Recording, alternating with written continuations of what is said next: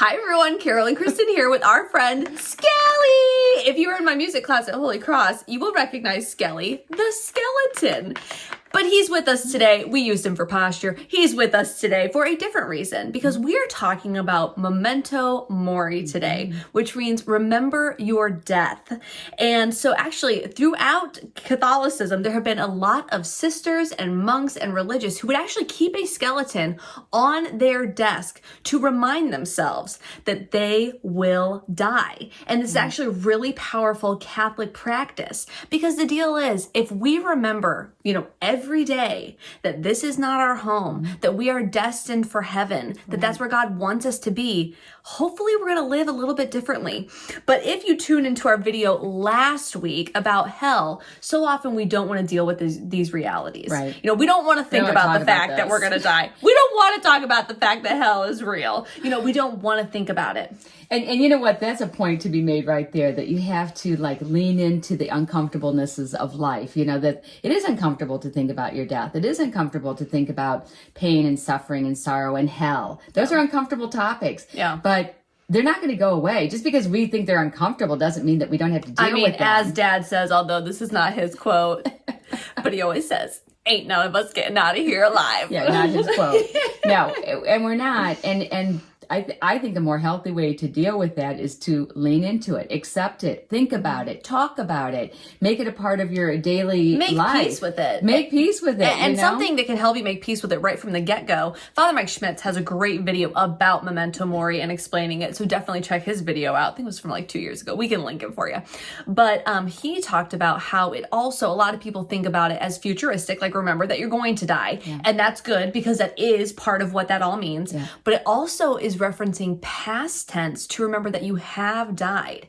If you are baptized into Christ's death, you have already died. Your life is not yours. It was bought at a price. It was paid for by Jesus Christ dying for us. And so you've already died. So that kind of takes the edge off, we already died. Does. It's all good, And it's a constant reminder that we are here to serve, that we that's what it is to die to Christ, is to know that you are here to know, love, and serve God. And that's not always going to be easy or fun, but it will indeed be painful. It will require a sacrifice on your part. It requires you to give up your natural instincts of what you want to do, how you want to do it, when you want to do it, where you want to do it. And it's just living a sacrificial life, which is not something that we necessarily tend to gravitate towards. But absolutely very important.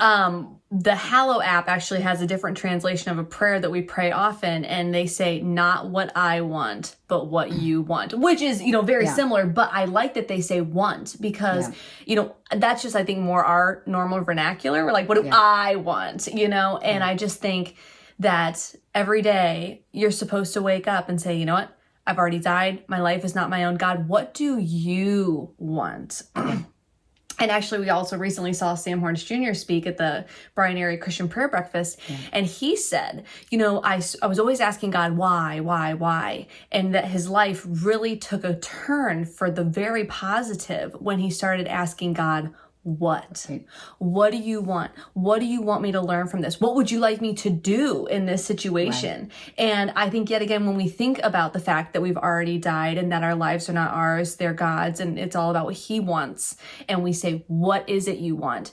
That changes how we go throughout our days. It absolutely does. Yeah. Well, Mom even knows the story of a man who was so interested with this concept. Was he a king? That he was a king. Yeah. He was a king, and he had a servant who he instructed that he should burst into the room at various times of the day or night, unannounced, and just scream at the top of his lungs, "You are going to die." And this king never knew when it was going to happen, what time of the day, whatever. But he instructed the servant to absolutely do this every single day of his life, because he wanted to be reminded that he wasn't going to be here forever. He had work to be done. He needed to live a purposeful life, and that that his life was a gift. and that he needed to use it wisely in a role where he had the opportunity to really affect a lot of people for good.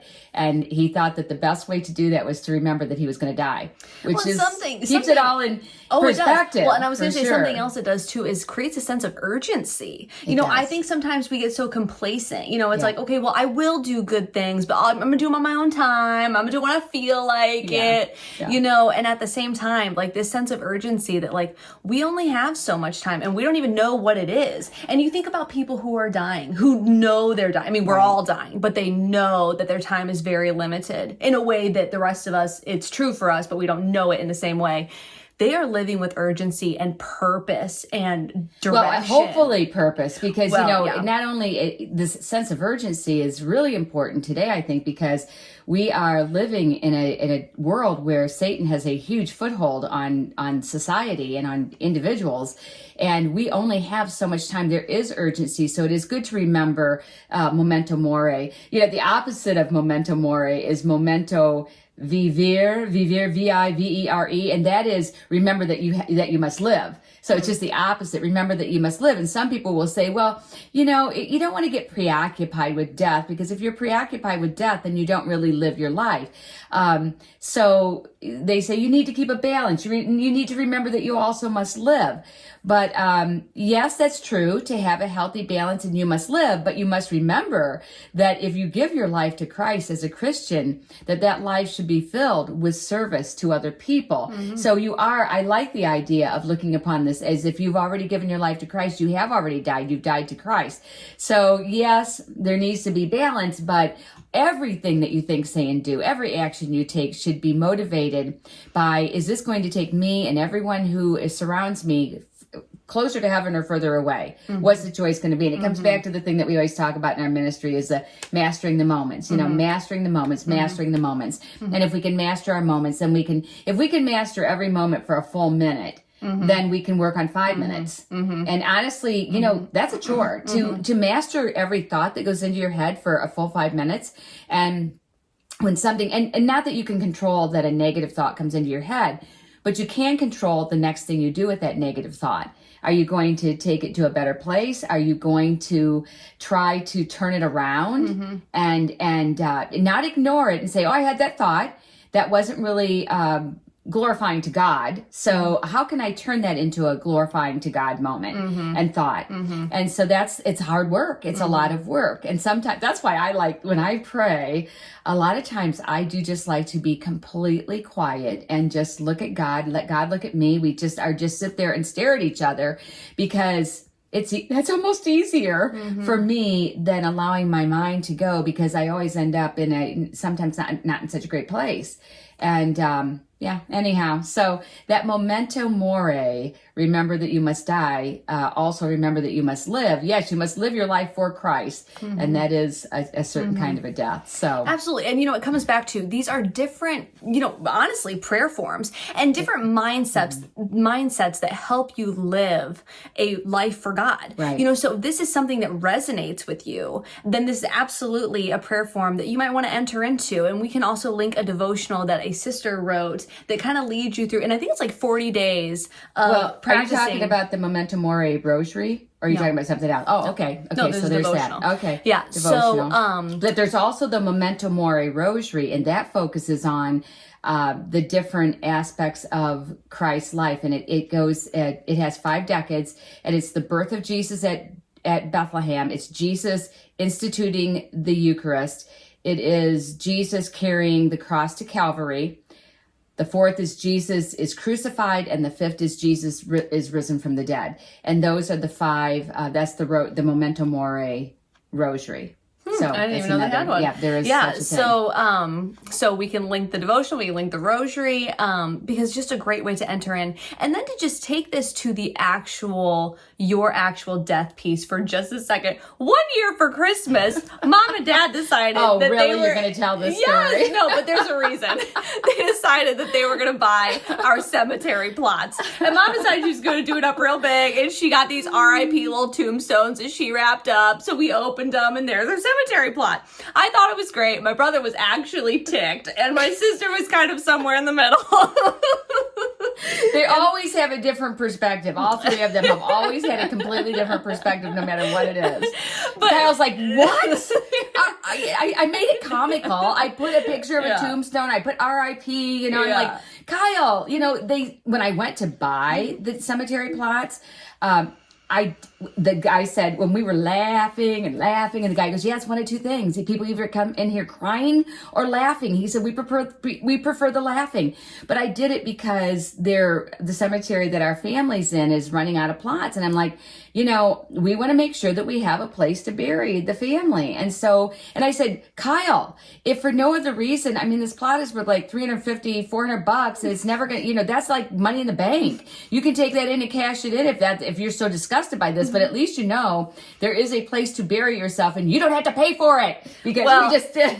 And taking that to a whole nother level, like she was saying, with the pre-planning, and not because you just don't want to put that burden on your loved ones, which is also another reason to pre-plan, but another reason is that you want your whole life and your death to be a ministry. We'll often talk like after Mass, I loved that song. I want that played at my funeral. Right.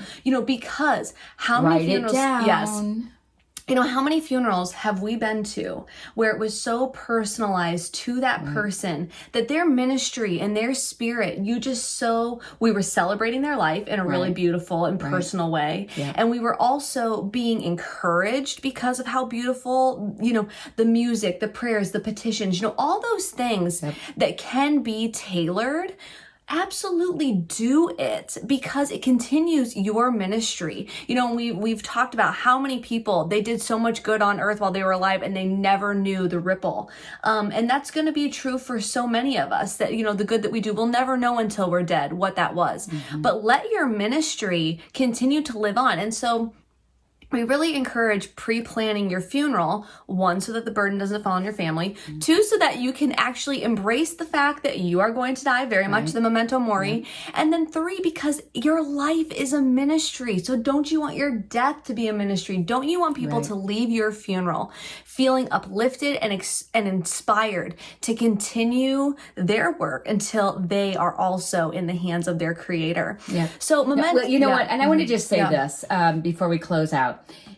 The whole point of Memento Mori is really to remind yourself of your death so that in your life you can do better, you can pray harder, you can be a better person, you can greet people. We talk about mastering your moments, but think about this. Every single person you come into contact with every single day is left with an impression, and that impression or a sense, they're either lifted up or they're not lifted up. And so you've either taken them closer to heaven or further away. So, make good use of your relationships, whether they're with a stranger or a family member or friend, whatever. Make good use of your time. Time is so precious. And we tend to waste time, a lot of time, doing meaningless things that are just random, they're not helping us, they're not helping other people. It's just wasted of time. Time is so precious.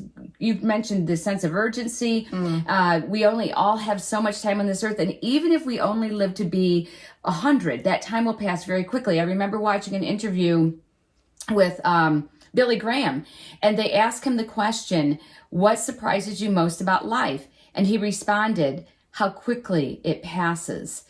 So you mentioned Sam Hornish Jr., and he kind of ended his talk yesterday. He said, life is short, eternity is long, pray hard. And I would add to that, yes, life is short, eternity is long, pray hard, be a saint.